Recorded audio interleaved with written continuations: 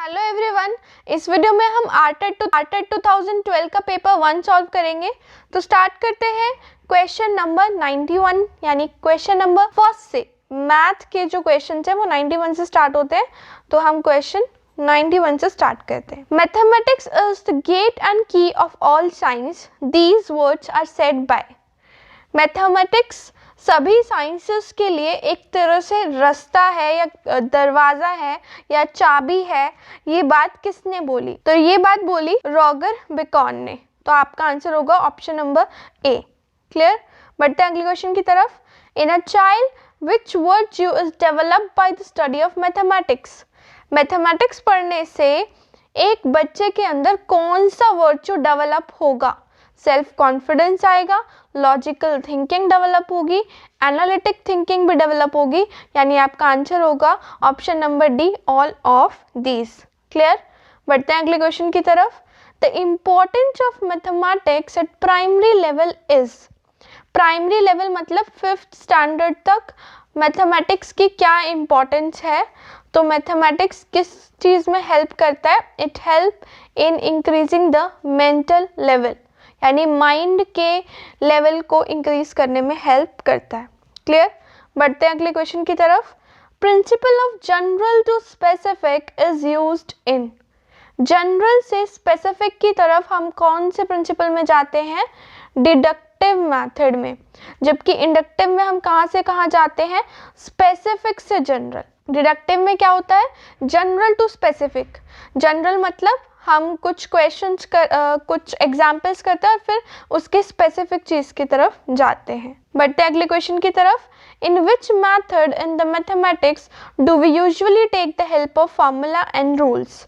तो deductive method ही एक ऐसा मेथड है जिसमें हम पहले फार्मूला और रूल यूज़ करते हैं अपने सभी क्वेश्चन को सॉल्व करने के लिए, लेकिन इंडक्टिव मेथड में हम फॉर्मूला को डिराइव करते हैं। तो आपका आंसर क्या होगा? Deductive method. बढ़ते अगले क्वेश्चन की तरफ। 2 labours can do white wash off a school in 8 days. आपके 2 लेबर 8 दिन में वाइट वॉश करते हैं, तो आपको बताना है कि कितने लेबर आपको एम्प्लॉय करने पड़ेंगे अगर आपको अपना काम 2 दिन में ख़त्म करना है। पहले 2 लेबर्स थे तो 8 दिन लग रहे थे। अब आपको बताना है कि कितने लेबर्स लगेंगे जो आपका काम 2 दिन में ख़त्म हो जाए। तो ये इन्वर्स प्रोपोर्शन है, यानी अगर आपको काम कम दिन में ख़त्म करना है तो आपको लेबर का अमाउंट बढ़ाना पड़ेगा। तो आप इसे कैसे निकाल सकते हो? 2 × 8/2। जब भी आपका इन्वर्स प्रोपोर्शन होगा तो आपका ये प्रोडक्ट और ये प्रोडक्ट दोनों बराबर होंगे। तो यहाँ से आप x की वैल्यू यानी आप number of labour, number of workers निकाल सकते हो, वो आपके आ जाएंगे 8। That means your answer is option number A, 8। Clear? बढ़ते अगले क्वेश्चन की तरफ। Ram has 3 children and Mohan is 5 children. Ram के 3 बच्चे हैं और मोहन के 5। Each of them spent a sum of 450 rupees per month on the education of their children. दोनों 450 रुपीज़ स्पेंड करते हैं अपने बच्चों की एजुकेशन पे। इसके 3 बच्चे हैं और इसके 5। ये आपका है राम के 3 चिल्ड्रन हैं और मोहन के 5। तो क्वेश्चन क्या पूछ रहा है आपसे वो? Then whose monthly average expenditure on education per child is more and by how much? तो अगर ये 3 बच्चों पे 450 रुपीज़ लगाता है तो पर चाइल्ड इसका इन्वेस्टमेंट हुआ 150 रुपीज़ का और इसका पर चाइल्ड इन्वेस्टमेंट हुआ 90 रुपीज़ का। डिवाइड करके हम एक चाइल्ड का निकाल सकते हैं। तो आप देखिए कौन ज़्यादा इन्वेस्ट कर रहा है एक बच्चे पर? राम ज़्यादा इन्वेस्ट कर रहा है। और कितना ज़्यादा इन्वेस्ट कर रहा है? 60 रुपीज़। तो आपका आंसर होगा option number A, Ram ₹60। Clear? बढ़ते हैं अगले क्वेश्चन की तरफ। If a person sell a thing of ₹90 at 10% profit. एक 90 रुपए की चीज़ को एक आदमी 10% के प्रॉफिट पर बेचता है तो उसका सेलिंग प्राइस कितना होगा? यानी कॉस्ट प्राइस आपको 90 दे रखा है, प्रॉफिट आपको दे रखा है 10%, आपको निकालना है सेलिंग प्राइस। तो वो कितना होगा? 100 plus profit percent upon 100 into CP, या आप कह सकते हो 10% पहले आप 90 का निकालोगे और वो आप 90 में प्लस कर दोगे, तो ये आपका हो गया 110/100 इंटू CP कितना है 90, तो आपका आ गया 11 इंटू 9, 99 रुपीज़ में वो अपना सामान बेचेगा, यानी आपका करेक्ट आंसर होगा ऑप्शन नंबर C 99। क्लियर? बढ़ते हैं अगले क्वेश्चन की तरफ। What will be the simple interest of 1 year on ₹500? 500 रुपये पे इंटरेस्ट कितना लगेगा अगर उसका रेट 1% मंथली है, यानी एक मंथ में रेट 1% है, हमें 1 ईयर का निकालना है, तो रेट आपका हो गया 12% और आपका प्रिंसिपल हो गया 500 रुपीज़, 500 रुपये, तो आपको इंटरेस्ट निकालना है, तो सिंपल इंटरेस्ट कितना हो जाएगा 12% ऑफ 500, तो आंसर कितना आ जाएगा 60 रुपीज़, तो 60 रुपये का उसका इंटरेस्ट होगा 1 साल का, और जब आपका रेट 1% है 1 महीने का। क्लियर? बढ़ते हैं अगले क्वेश्चन की तरफ। If a person sells a thing for ₹90 at a loss of 10%, एक पर्सन 90 रुपये की चीज़ बेचता है, 10% का उसे लॉस होता है, तो आपको ये बताना है कि उसने चीज़ कितने रुपए में खरीदी होगी, यानी आपको कॉस्ट प्राइस निकालना है। तो कॉस्ट प्राइस के लिए आप क्या करोगे 100/100 minus loss percent into SP, तो हो गया आपका 100/90 इंटू 90, तो आपका कितना आ गया 100 रुपीज़ में उसने चीज़ को खरीदा होगा, तभी उसका 10% लॉस के बाद उसने 90 रुपये में उसे बेचा। सो correct answer is option number B 100। Clear? बढ़ते हैं अगले क्वेश्चन की तरफ। The place value of 5 in the following 4 numbers is respectively 5821, इसमें प्लेस वैल्यू होगी 5000, 8521 में प्लेस वैल्यू होगी 500। प्लेस वैल्यू हम कैसे निकालते हैं कि आपका जो 5 है वो कौन से प्लेस पे है, प्लेस क्या होता है 1s, 10s, 100, 1000, तो आपका यहाँ पे 5 कौन से प्लेस पे 1000, तो प्लेस वैल्यू होगी 5000। सेकंड नंबर में आपका 5 100 प्लेस पे है तो प्लेस वैल्यू 500।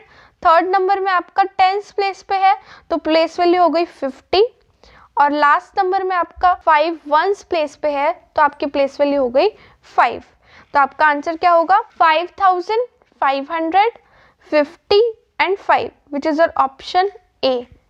क्लियर? बढ़ते हैं अगले क्वेश्चन की तरफ।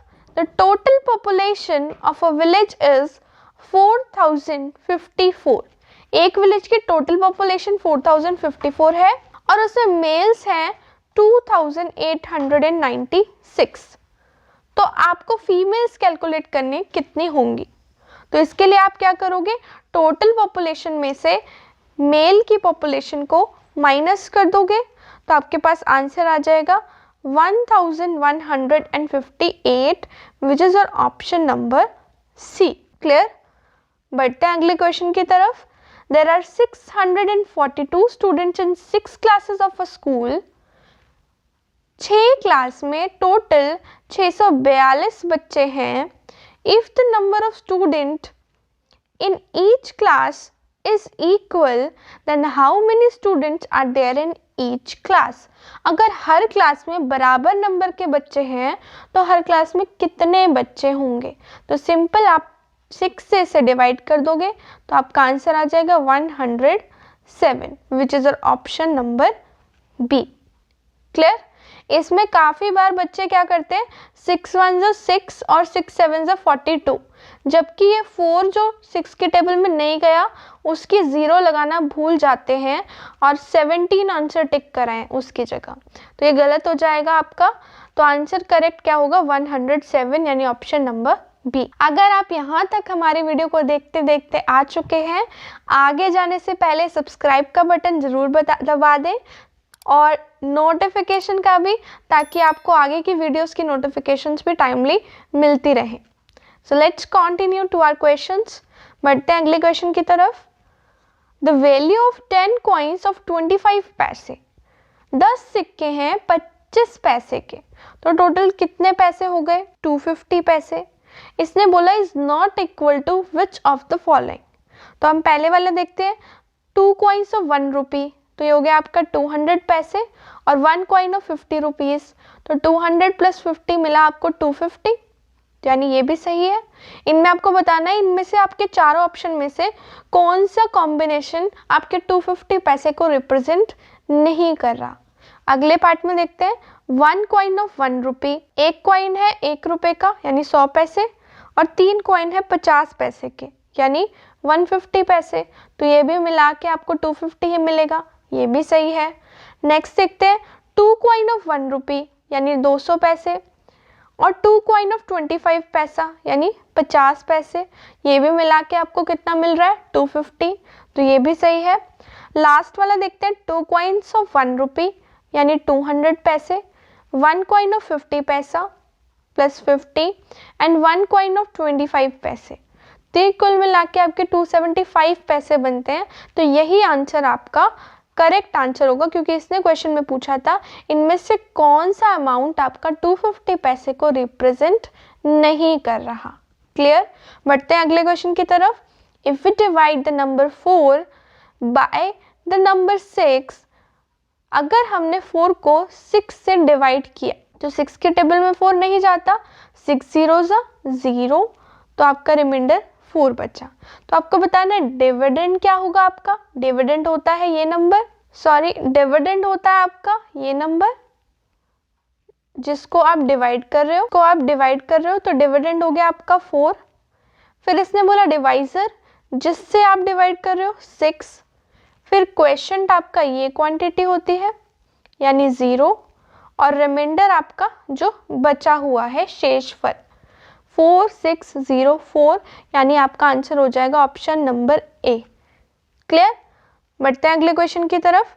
To create the interest in the subject mathematics in lower classes, छोटी क्लास में मैथ में इंटरेस्ट जगाने के लिए बच्चों के साथ कौन सा टीचिंग मेथड हमें यूज करना चाहिए। क्रैमिंग, रट्टा नहीं मरवाते, इंडक्शन, डिडक्शन, ये भी सीनियर क्लासेस में जाके मेथड लगते हैं, तो ये तीनों आपके गलत हो गए। तो आपका करेक्ट आंसर कौन सा होगा, रिक्रिएशनल एंड गेम रिलेटेड। जितना हम गेम से कनेक्ट करके बच्चों को सिखाएंगे छोटी क्लासेस में बच्चे उतना अच्छा सीखेंगे। Clear?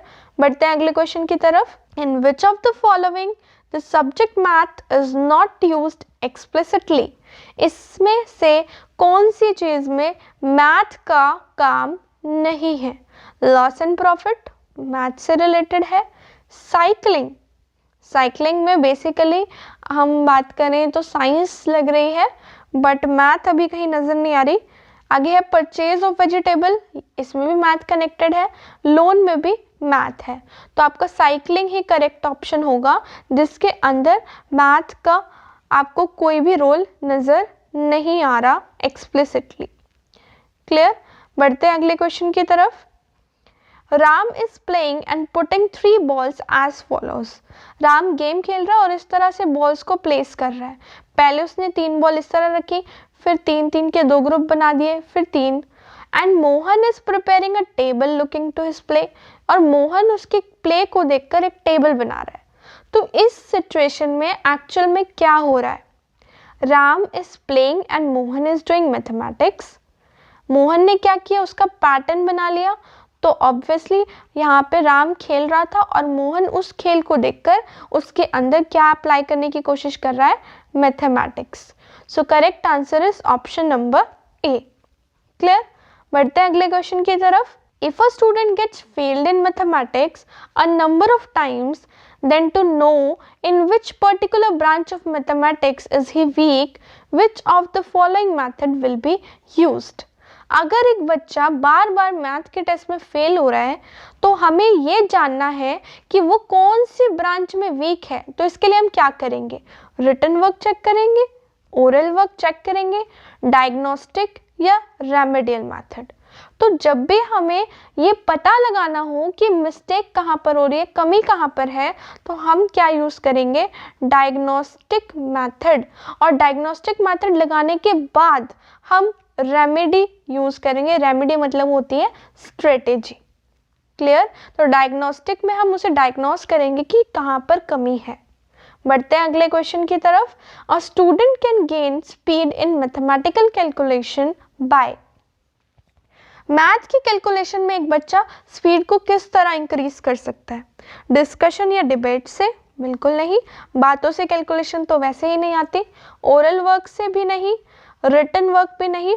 Practice is the main thing. जितनी प्रैक्टिस करेगा बच्चा उतनी ही कैलकुलेशन उसकी फास्ट होगी। क्लियर। बढ़ते हैं अगले क्वेश्चन की तरफ। How many plane does a match box have? Match box किस तरह की होती है?